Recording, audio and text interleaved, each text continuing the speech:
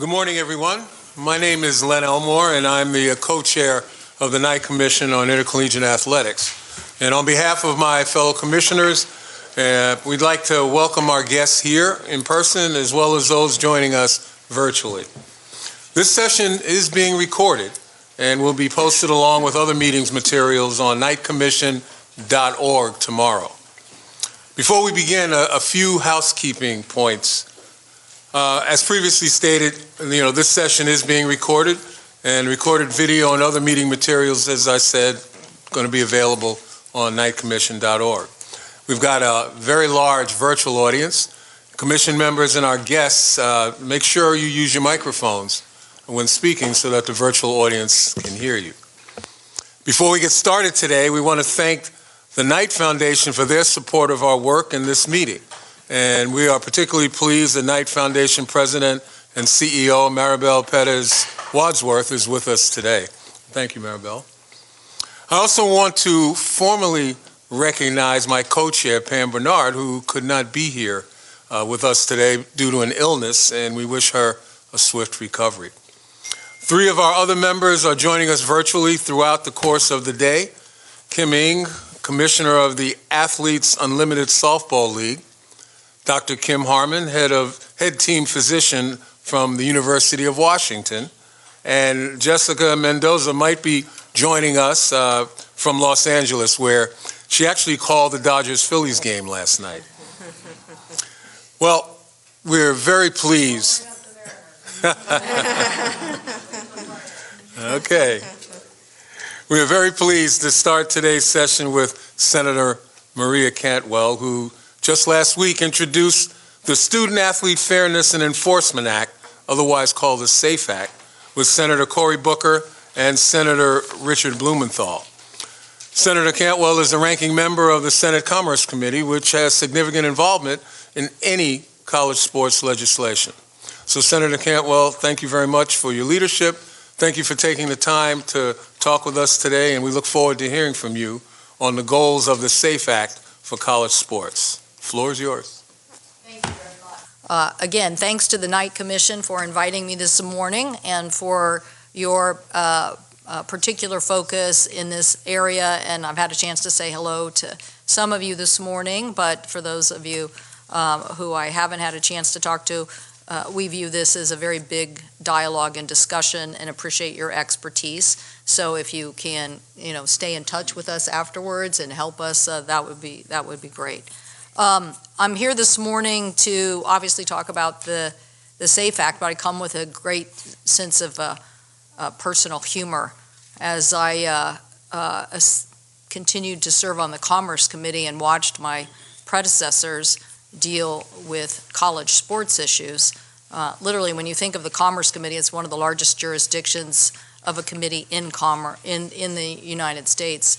And when you look at the various oversight responsibilities on communication policy or aerospace policy or maritime policy or what have you, and then you say, well, what is the authority of the committee? Literally, there's just one word. It just says sports. That's it. And I said to myself, if I ever make it up to being the ranking member of the chair of the committee, I'm never going to focus as much as these men focus on sports. I'm never going. So as I find myself sitting here this morning, I realize that they focused on it for very good reasons, because there was a very large ecosystem and there were lots of policies that needed to be addressed by Congress. We participated in some of those. You may know that we passed, with the help of Senators Moran and Blumenthal, the Empowering Olympic, Paralympic, and Amateur Athletes Act of 2020. That was legislation to make sure that we had good representation on national governing bodies, particularly at the USOPC, and to address some of the issues that we were finding that were brought about by the U.S. Center for Safe Sports and ensure the U.S. Center for Safe Sports independence from the USOPC. We also passed legislation that was a Cantwell Capito bill that was the equal pay for Team USA. That was important legislation that said if you are representing the United States of America at any kind of U.S. or global event, that the compensation in sports needed to be equal regardless of gender. And we really give the U.S. women Olympic soccer team great credit for trying to get that issue addressed, and then our legislation passing and becoming law too. So that's to say we haven't ignored sports issues, but clearly the changing environment has made addressing this issue critically important. I wanted to share a little bit about my own thoughts about this, particularly as this committee has had other responsibilities like the CHIPS and Science Act, a very important piece of legislation that we passed, which is about U.S. competitiveness. When you think about the way the United States of America shows our competitiveness, certainly GDP, certainly military, certainly great adventures like going to the moon, or winning at international Olympic events.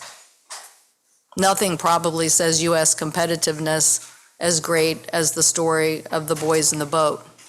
The University of Washington going to the 1936 Olympics and persevering, even against all odds, to be successful at a moment in time when the United States of America wanted to show its strengths and moral compass. Now, as we see a changing landscape in the sports environment because of legal issues and court decisions, and certainly media and media consolidation issues, it's pretty important to me that we maintain a competitive ecosystem that is the strength across the United States of America. I know that college sports drives enrollment. I know it drives revenue, and that's an important thing. But we need, just as we needed with the CHIPS and Science Act, to have innovation happen all across the United States of America. If the United States is going to succeed in the information age, we need to spend money on engineering. We need to spend money on things that are going to grow the economies of the future. We don't have extra resources to spend somewhere else, and we certainly can't afford to tax tuition of students to pay for college sports. But we need the college sports ecosystem to be just as broad as the innovation system across the United States. Innovation can't just happen in Seattle and San Francisco and Boston, and neither can college sports be dominated by two big divisions and leave everybody else out of the equation. So as we look at trying to preserve this ecosystem and trying to solve the problems that we see, particularly as revenue challenges with NIL become everyday challenges, we looked at how do we protect the ecosystem of college Olympics and women athletes and small schools, and create a national goal to actually grow those opportunities, not shrink them. So that is how we got to the SAFE Act. And maybe let me just say a few words about the SAFE Act and its desires to keep that ecosystem. First, we believe that putting rules in place help us reduce liability. Other people may have other ideas about that, but when you have certainty and predictability in rules, we believe you'll reduce liability. So how did we do that? First, we basically are willing and did put a federal preemption on the table that gave athletes their rights. I want to thank the NCAA for several years of conversations with them. They tried to move forward on putting real scholarship and health standards on the table, but we are putting them into federal law and giving them a right and preempting other states, and we're very, very proud of that.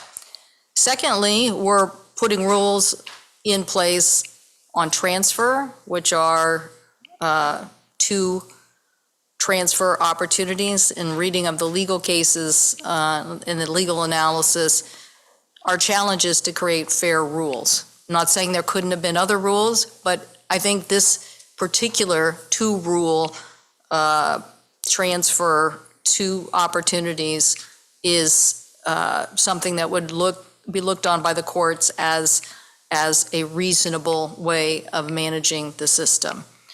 And three, we codified many of the decisions that were part of the Grant House versus NCAA settlement agreement and put those into statute 2 to create more predictability. Second, though, we realized that the amount of NIL opportunity and the increasing opportunity for revenue meant that the best way to preserve the ecosystem was to look at the Sports Broadcasting Act and look at modifying that Broadcasting Act and giving the landscape the ability to pool media rights. This we thought was incredibly important to create a revenue stream as institutions were dealing with the NIL demands and creating an opportunity for us to work together collectively on those revenue opportunities to help smaller schools maintain the system. So that included making some statements about roster and scholarship levels as a goal to maintain those. We heard this from a lot of institutions across the United States, how important it was to, if we were going to amend the Sports Broadcasting Act and put more revenue into the picture, then we should also make sure that we are trying to set either 2023 or 2024 goals and trying to maintain getting the revenue out the door that particular way.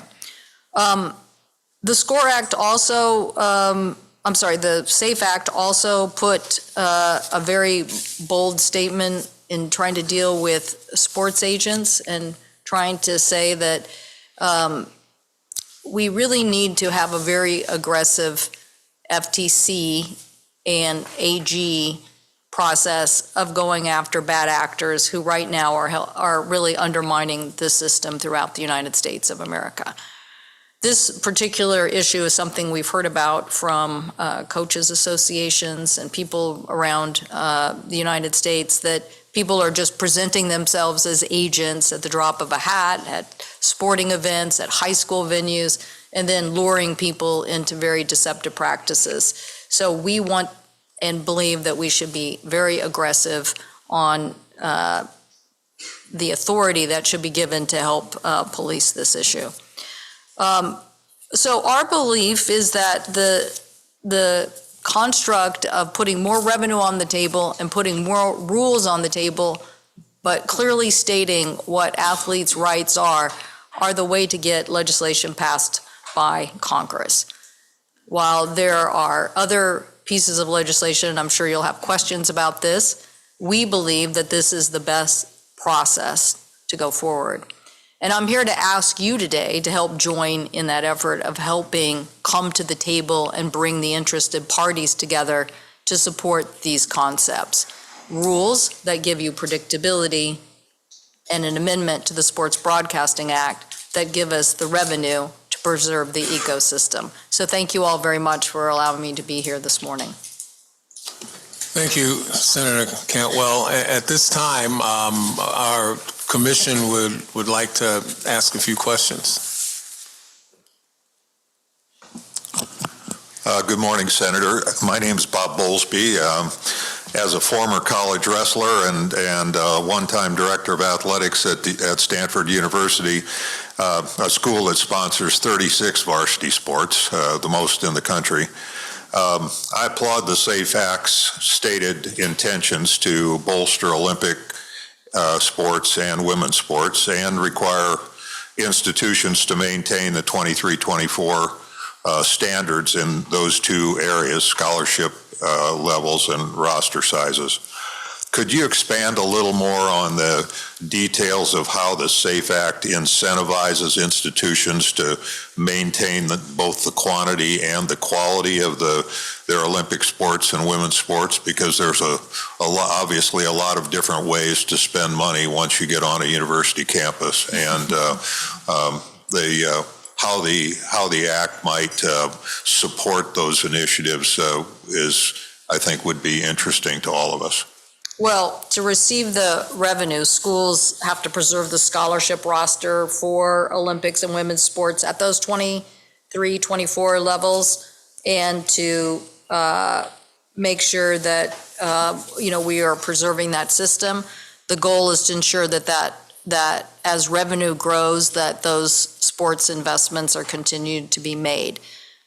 We look at other revenue sources that we think might be helpful. We threw a thing in there about patches that schools could pursue, similar things that have been pursued in the NFL, and we certainly put an idea on the table that streaming media rights should be kind of used or lose, is what we're saying. Right now, in a lot of the media negotiations, broadcast and streaming rights go together, and while someone could make a case that that's something you want to do for the revenue sports, I would argue, I would say that there's a case to be made that maybe you should still even there look at different ways of doing things. But for the non-revenue sports, you should let them use the world of narrowcasting, that now you can broadcast one-to-one to people who are very interested in those sporting events, the ability to have their own streaming media rights. So we think this is a tool. Do we think there's tons of money here? No, but we think there could be millions of dollars, a few $1 million here for each of these sports, and that kind of revenue opportunity would be very beneficial for what I would say a bootstrap model, where now, as we've seen women's basketball continue to grow, how do we know that there aren't some other sports that might grow if they had their own revenue through streaming media that might be able to attract, a huge base of alumni, or a U.S. audience, or even a global audience? Again, we're very proud of the pole vaulters at the University of Washington. I think we're at like 4th in the world in a record, but try to find or follow them. Hard to do right now. But why aren't we taking some of these events that now could receive even international notoriety and allowing universities to make revenue off of them? Thank you. Senator Cantwell, to follow up, Beth Brook, and to follow up Bob's question, and thank you for illustrating a little more of your thinking into the expansion of the Sports Broadcasting Act, and also just acknowledging the need for additional revenue in the system for the collegiate Olympic sports and the women's sports. It's an enormous recognition in the SAFE Act, so thank you for that. In our public opinion poll and in our D1 Leaders Survey poll, one thing that we found a lot of support for is federal funding for the collegiate Olympic sports and women's sports. Did you give any consideration in the SAFE Act to new sources of federal funding? We did. I mean, we thought about it. In general, you should think of the SAFE Act as we tried to listen to where we thought there was the most consensus and put that into legislation and get it out there so that we could coalesce more thought and creativity on perfecting this issue. So I really do feel it's time for people to now come to the table and figure out how to solve this problem. On the revenue side, we've always been concerned about Olympic sports. The AP has done a good job documenting a case we had in our state of a snowboarder who basically grew up in our area and ended up snowboarding for the Russians instead of the United States and winning medals. And that always stuck in my craw as, why is this happening to us? And if we're not putting enough money into, the Olympics, why aren't we figuring out what we can do to be more supportive? So we've talked to them about the same streaming rights issue, and thought about that, and thought about even, going further than what we've done in the SAFE Act. But at the same time, we thought the most important thing to do to keeping the Olympic ecosystem, which is the NCAA system, is to support that in the right way and not let revenue basically just become, the priority of just the largest institutions.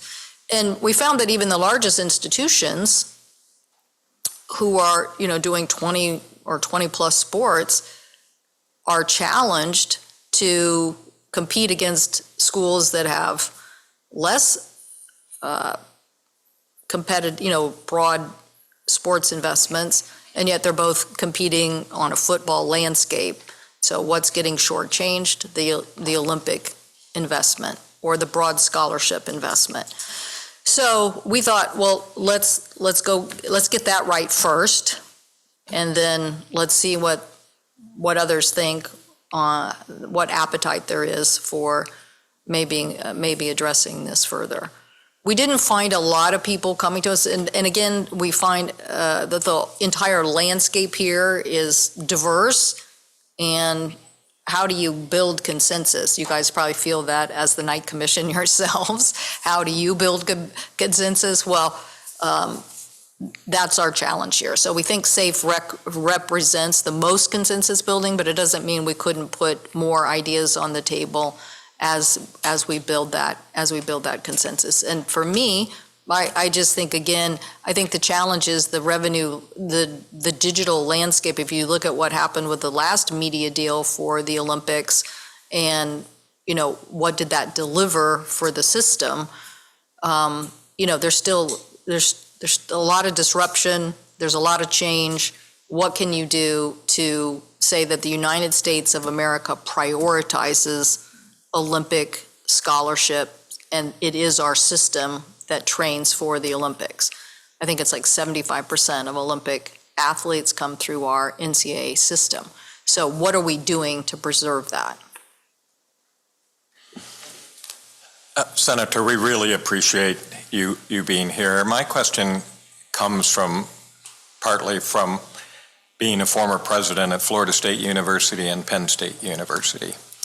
Your bill does not have an antitrust exemption or a prohibition about students becoming employees, but a lot of institutional leaders in the NCAA think that both of those things are very important for us to continue to preserve college sports.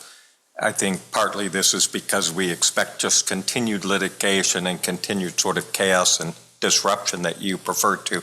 So can you give us some sense of why it is that those two things were not something that were in your bill?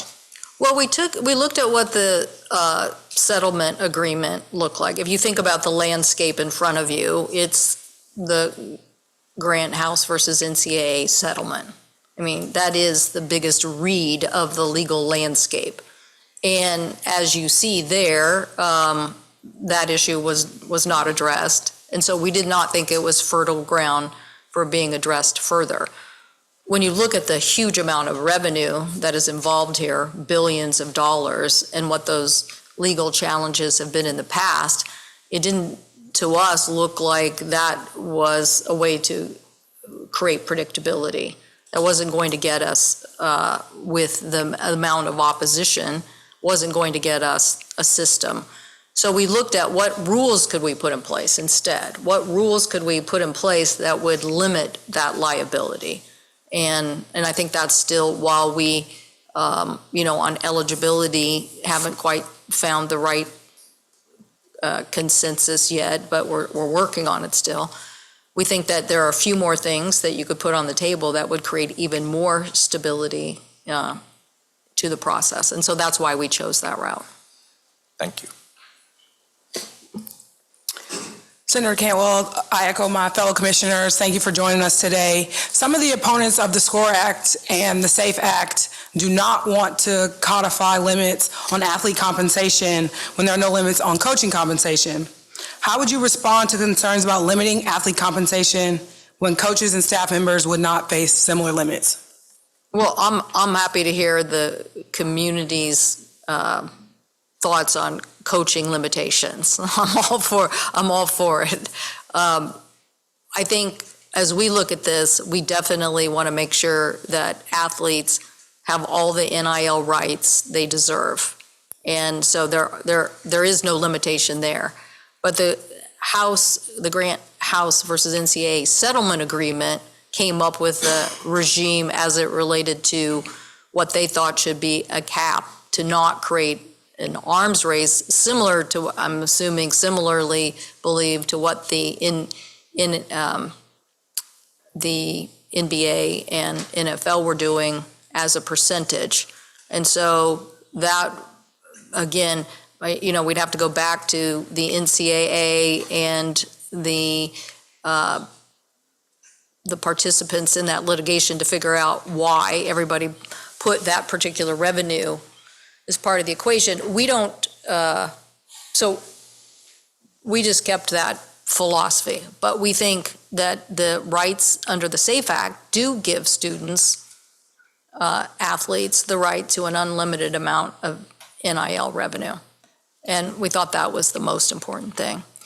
It's important to know that in the SCORE Act, those rights are abrogated after 10 years. After 10 years of the settlement, there are no longer NIL rights.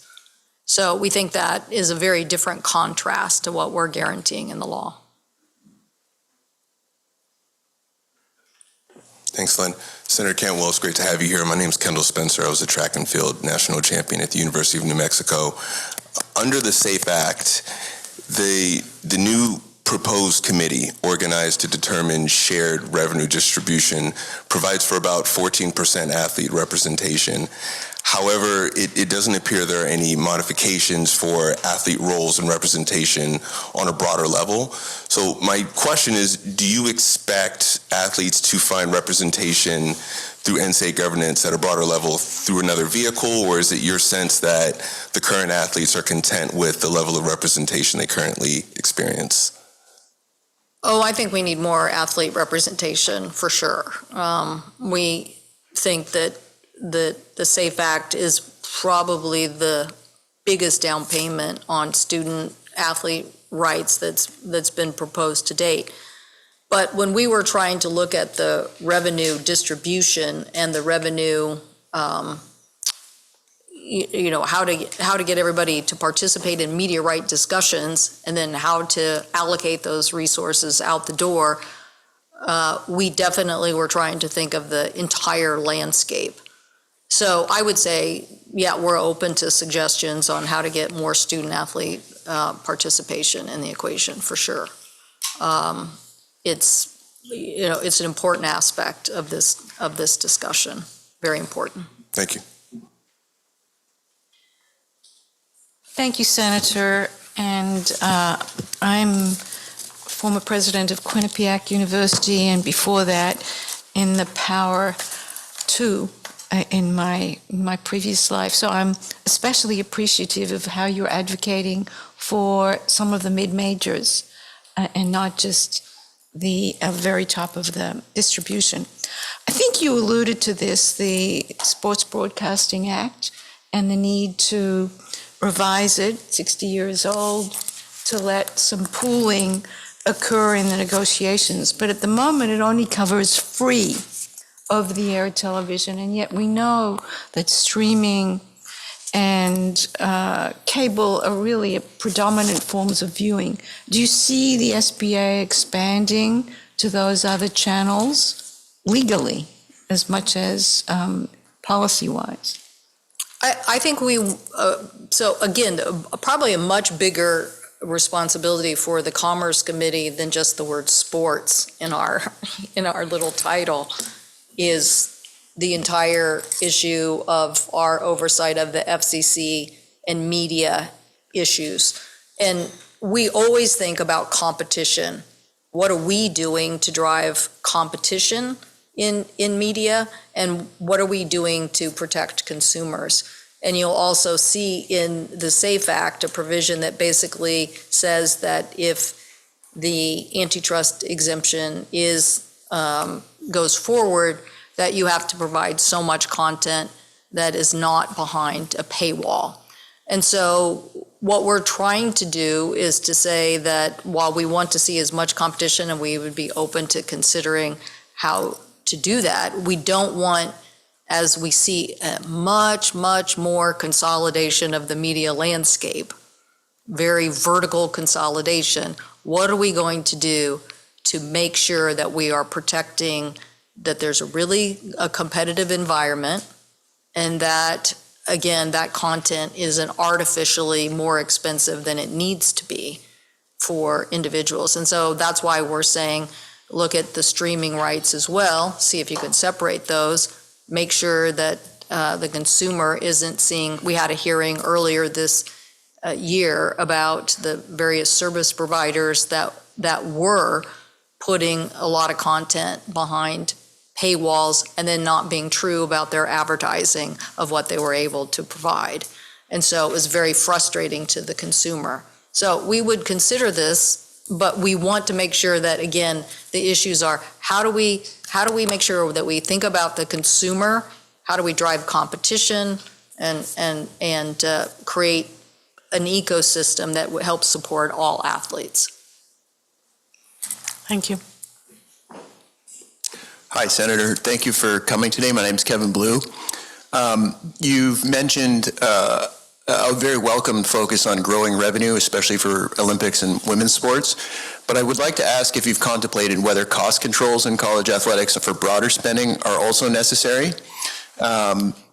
If you study the history of revenue growth in college sports, revenue has multiplied on an inflation-adjusted basis, but I think people generally agree that financial pressures today are as significant as they've ever been. And in fact, more student fees and institutional support are going to support even major college athletics. So what are your views on spending controls?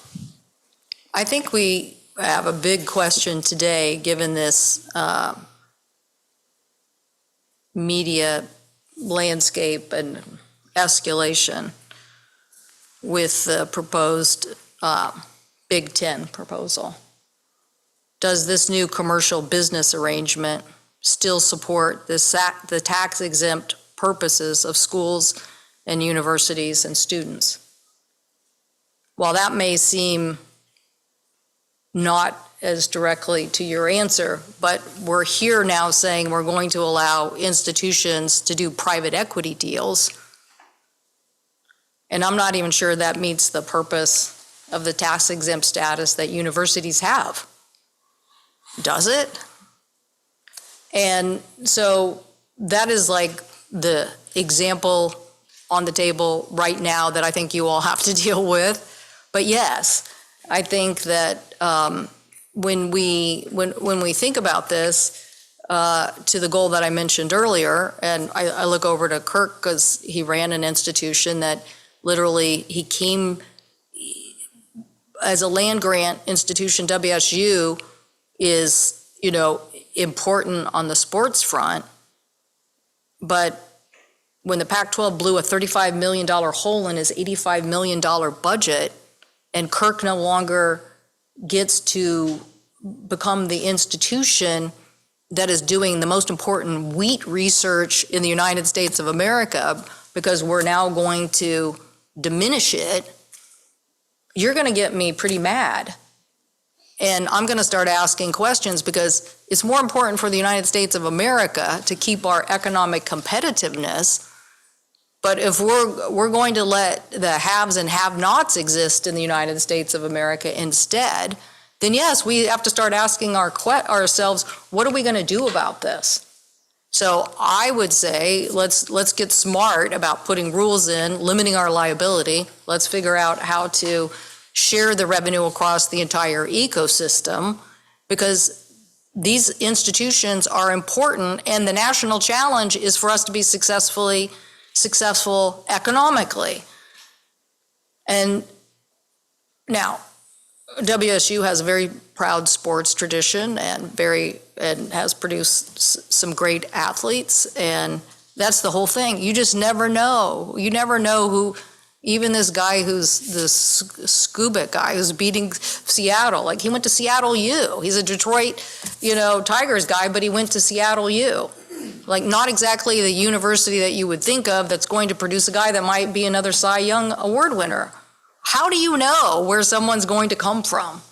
And so if institutions are going to, just continue to run roughshod over these larger objectives, then I would say, yes, what are we going to do to think about the cost side of the equation.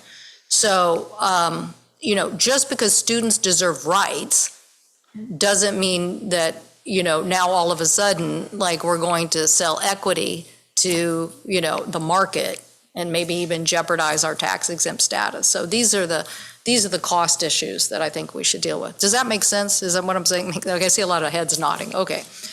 So I'm not saying you couldn't say let's cap college coaches things or spending in general, but I think the key thing right now is you're going to let somebody take and monetize what is really a public resource and the rights of these students, and you're going to try to pass a bill in the House of Representatives to abrogate and cancel their rights, and then you're going to give an equity firm the ability to monetize that and go to the bank on it.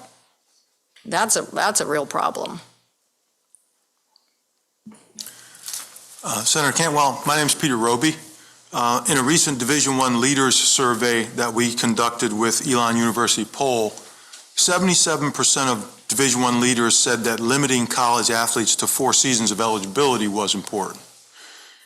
This result comes amid the NCAA facing several lawsuits related to its 4 seasons of eligibility rule. Do you have thoughts about the current eligibility rules, and is there a reason the SAFE Act doesn't address this issue when it does address another eligibility hot topic on how often college athletes can transfer? And why doesn't it include rules on eligibility? Good question, and I think we need to really focus on what does the academic year mean. I think the NCAA would even tell you that the academic year definition is causing a lot of consternation in how the courts are interpreting these issues. So we frankly just ran out of time to find. We didn't hear consensus. We didn't hear a solution. But we definitely want to engage and very open to putting something into federal law.